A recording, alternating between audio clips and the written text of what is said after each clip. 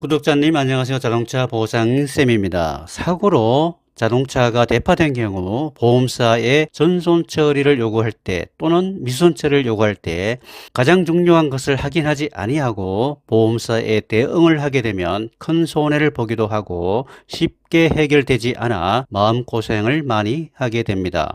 제네시스 G80님의 보험 처리 사례로 보험사에 대응하는 방법으로 중요한 포인트를 알려드리겠습니다. 안녕하세요. 자동차 보상쌤 전손 처리 영상을 보고 상담을 드립니다. 고속도로 주행 중에 차선 변경하던 차량이 제 차의 운전대 문짝 부위를 충돌하여 차량이 순간적으로 회전되면서 중앙분리대와 2차 충돌되어 차량이 많이 파손되는 피해를 당했습니다. 상대방 100% 과실로 결정이 났지만 사고차를 보는 순간 수리하여 타고 싶은 생각이 전혀 없었습니다. 그래서 상대방 보험사에 전손 처리를 하여 달라고 요구하였지만 정비공장에서 견적이 2,500만 원 정도 나와 전손 처리는 어려우니 수리를 하라고 합니다. 그래서 자동차 보상쌤님 대파사고 미수선 견적 영상을 보고 차량을 현대 하이테크로 이동하여 견적서를 정식으로 받았는데 견적이 5,800만 원 나왔습니다. 그런데 상대 보험사에서는 최초 견적 내용하고 차이가 많이 난다며 잔존물 처리는 보험사에서 하는 조건으로 합의금 5,500만 원 줄 수 있다고 하며 더 이상은 절대 어려우니 싫으면 수리하라고 합니다. 자차 보험가액도 5,631만 원이라고 하는데 상대 보험사의 처리가 너무 화가 나고 억울하여 상담을 드립니다. 좋은 방법이 있을까요? 있다면 대신하여 보험 처리를 하여 주실 수 있나요? 너무 지쳤습니다. 네네, 알겠습니다. 대파된 차량을 수리하여 타기는 싫은데 상대 보험사의 일방적인 제안에 대하여 불만이 많고 해결책이 없어 마음고생을 많이 하고 계십니다. 방법을 찾아보겠습니다. 대파된 피해 차량을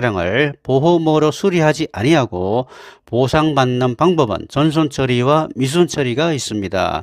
전손 처리는 차량 대금으로 차차 가액 또는 중고차 시세 전부를 받는 것입니다. 미수선 처리는 전손이 아닌 분손 처리를 의미하며 수리비로 예상되는 금액을 받는 것입니다. 전손을 요구하시든 미수선을 요구하시든 자차 가액 또는 중고차 시세를 알고 보험사에 대응을 하여야 합니다. 제네시스 G80님은 나의 보험사에서 자차 가액만 확인하시고 중요한 중고차 시세는 자세하게 알아보시지 아니하고 보험사에 대응을 하셨습니다. 그러면 가액 대비 시세를 알아보겠습니다. 차량 스펙은 제네시스 G80 가솔린 2.5 터보 AWD 모델이며 신차 가격은 7,230만원입니다. 사고 시점을 기준으로 자차 보험 가액은 5,637만원, 중고차 시세는 주행거리가 짧아 시세평가에 유리하여 약 6,200만원으로 감정평가됩니다. 견적서의 단속인입니다. 최초 일반 정비공장의 2,500만원은 대충 눈대중으로 추정한 것으로 보이며 중앙분리대 턱과 충돌되어 손상이 예상되는 하체 부품, 평가장치, 동력 전달 장치 등등에 대한 견적이 누락된 것으로 추정이 됩니다. 2차로 입고한 센터에서 정식으로 견적서 5,800만원을 받아 상대 보험사에 대응을 하신 것은 잘 하신 것으로 보입니다. 상대방 보험사는 사고차 잔존물 평가액 2,800만원, 보험금 2,700만원, 합계 5,500만원으로 합의금을 제시하였지만 시장의 상황과는 전혀 맞지 않습니다. 센터에서 수리비가 5,800만원 예상이 된다고 하는데 잔존물 가치를 제외하고 보험금 2,700만원으로 합의를 하겠다는 것으로 적절하지 못한 보상입니다.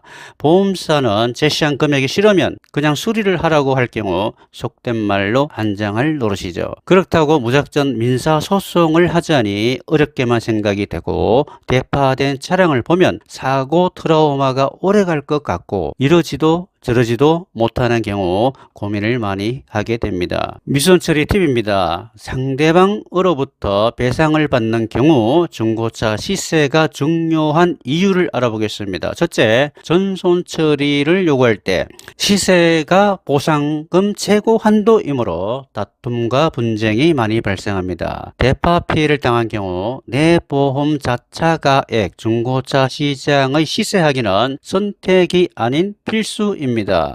보험사 하자는 대로 생각 없이 따라만 하다가 나중에 후회하는 경우가 많습니다. 둘째, 미수선 처리를 요구할 때 대파 사고 필시 수리비가 시세를 초과하지 아니하여 약관상 전손 처리가 어렵지만 수리하여 타기 싫어 보험사의 전손 처리를 요구하는 경우 시세가 보상 최고 한도입니다. SNS 미디어에서 보고 들은 내용을 100% 믿고 잔존물 매입 업체의 사고차를 내가 직접 매매하고 보험금은 미수선 합의를 하여 손해를 줄이려고 하여 보지만 만만치 않습니다. 보험사에서 조사한 중고차 시세가 보상 최고 한도이므로 사고차 잔존물을 아무리 잘 팔아도 미수선 합의금은 줄어들게 된다는 이치를 알아야 합니다. 이것은 보험업법 민법 상법에 부당이득금지라는 법이 존재하기 때문입니다.